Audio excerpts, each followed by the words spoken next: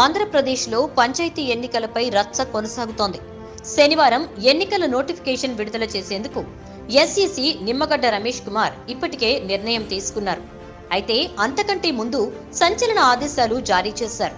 ఎన్నికల విధుల నుంచి 9 మంది అధికారులను తొలగిస్తూ సంచలన నిర్ణయాలు తీసుకున్నారు. 2 ఐఏఎస్, 1 ఐపీఎస్ అధికారులను ఎన్నికల విధుల నుంచి తప్పించారు. 2 కలెక్టర్లు, 1 ఎస్పీని బదిలీ చేయడంతో పాటు 2 డీఎస్పీలు, 4 సీఐలపై చర్యలు తీసుకోవాలని ఆదేశాలు జారీ చేశారు నిమ్మగడ్డ. అలాగే గుంటూరు, చిత్తూరు కలెక్టర్లు, తిరుపతి అర్బన్ ఎస్పీలను బదిలీ చేశారు. పలమనేరు, శ్రీకాళహస్తి డీఎస్పీలతో పాటు మాచర్ల, పొంగనూరు, రాయదుర్గం, తాడిపత్రి సీఐలపై కూడా చర్యలు తీసుకోవాలని సీఎస్ కు ఆదేశాలు జారీ చేశారు.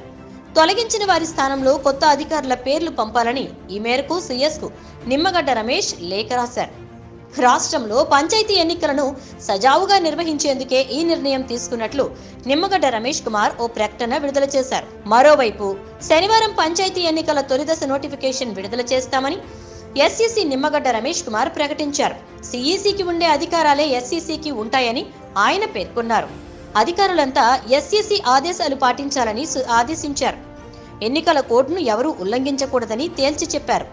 నిబంధనలు అతిక్రమిస్తే ఏ హోదాలో ఉన్నా చర్యలు తీసుకుంటామని నిమ్మగడ్డ హెచ్చరించారు. అయితే పంచాయతీ ఎన్నికల నిర్వహణపై చర్చించేందుకు ఎస్ఈసీ కార్యాలయానికి రావాలని పంచాయతీరాజ్ శాఖ ముఖ్య కార్యదర్శి గోపాలకృష్ణ ద్వివేది, గిరిజాశంకర్లకు ఎస్ఈసీ నిమ్మగడ్డ రమేష్ కుమార్ లేఖ పంపారు. కానీ గోపాలకృష్ణ ద్వివేది, గిరిజాశంకర్ ఎస్ఈసీతో ఈ సమావేశానికి హాజరు కాలేదు. ఇందుకు బదులుగా నిమ్మగడ్డకు 2 అధికారులు ఓ లేఖ రాశారు. పంచాయతీ ఎన్నికల నిర్వహణపై ప్రభుత్వం సుప్రీంకోర్టును ఆశ్రయించిందని నిమ్మగడ్డకు వారు గుర్తు చేశారు. సుప్రీం తీర్పు వచ్చేంత వరకు ఆగాలని ఆయన కోరారు. దీంతో తన కార్యాలయం నుంచి నిమ్మగడ్డ రమేష్ కుమార్ వెళ్లిపోయారు. మరోవైపు పంచాయతీ ఎన్నికల అంశంలో ఏపీ హైకోర్టు ఇచ్చిన తీర్పుపై రాష్ట్ర ప్రభుత్వం సుప్రీంకోర్టును ఆశ్రయించింది. ఈ మేరకు అత్యున్నత న్యాయస్థానంలో పిటిషన్ దాఖలు చేసింది. వ్యాక్సినేషన్ సమయంలో ఎన్నికల నిర్వహణ అసాధ్యమని ప్రభుత్వం అందులో పేర్కొంది. హైకోర్టు ఆదేశాలను రద్దు చేయాలని సుప్రీంకోర్టును కోరింది. ఒకవేళ ఎన్నికలు అనివార్యమని భావిస్తే కనీసం కరోనా ఫ్రంట్ వారియర్స్ కు వ్యాక్సినేషన్ పూర్తయ్యేంత వరకైనా ఆగాలని పేర్కొంది. ఈ నేపథ్యంలో సుప్రీంకోర్టు ఎలాంటి తీర్పు వెలువరిస్తుంది అన్న దానిపై సర్వత్రా ఉత్కంఠ నెలకొంది.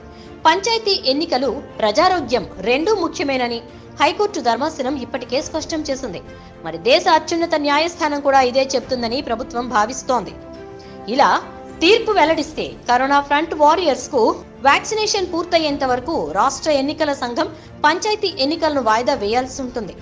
మరి ప్రభుత్వం వాదన నెగ్గుతుందో, ఎస్ఈసీ పంతం నిలబడుతుందో మరి కొద్ది గంటల్లో తేలిపోనుంది.